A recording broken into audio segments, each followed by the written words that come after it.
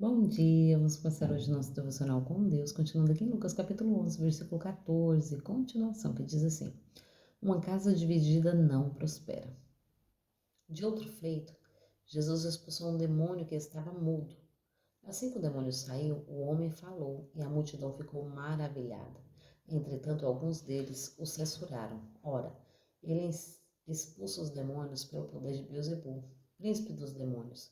E outros ainda, para prová-lo, pediu dele um sinal do céu.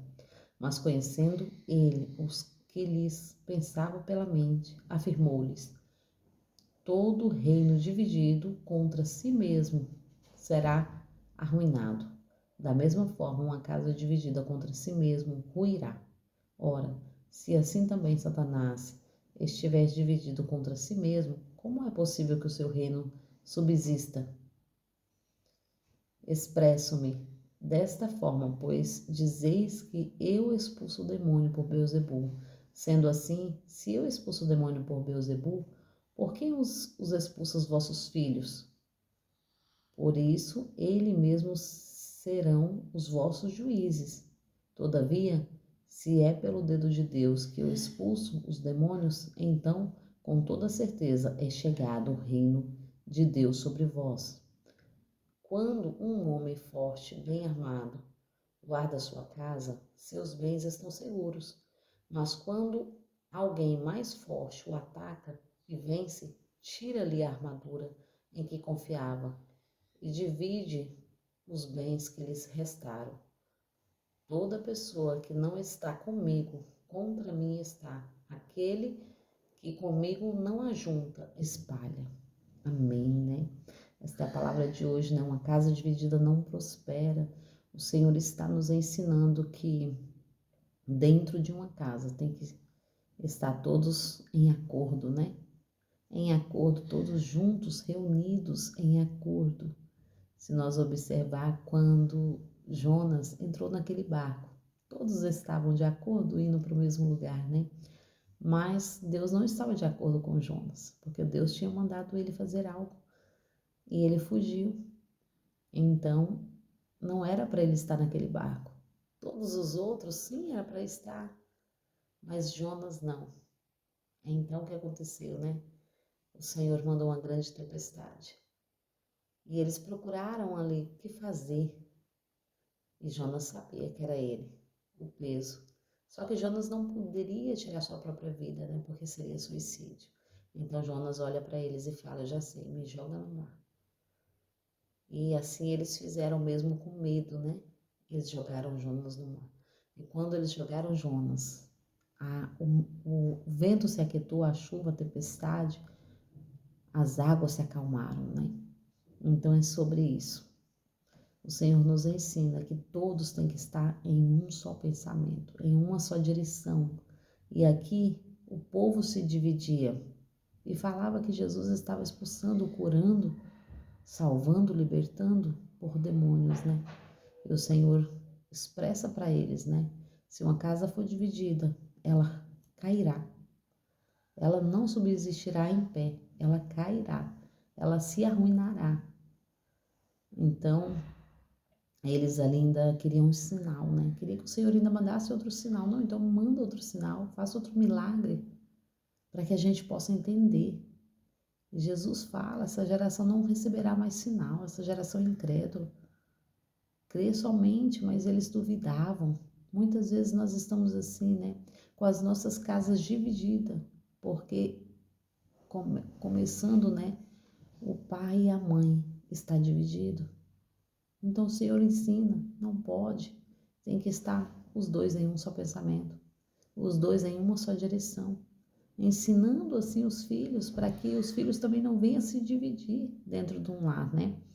Então aqui Jesus ensina para aqueles homens que não era o demônio, mas era ele que estava fazendo, né? E eles mesmo assim duvidavam, né? E pediam mais e mais alguns sinais, né? Aqui no 19 diz assim: Assim eu expulso o demônio por Beelzebul, por que os expulso os vossos filhos? Porque isso, eles mesmos serão os vossos juízes. Então o Senhor está falando: se vocês estão falando que eu expulso por Beelzebul, E por quem seus filhos estão expulsando, né? Eles serão os vossos juízes, porque o Senhor, ele afirma, né, que um julgará o outro. Um julgará o outro. Por causa deles mesmos, porque nós temos que andar certo com Deus, para que as maldições não venham sobre as nossas famílias, sobre os nossos filhos.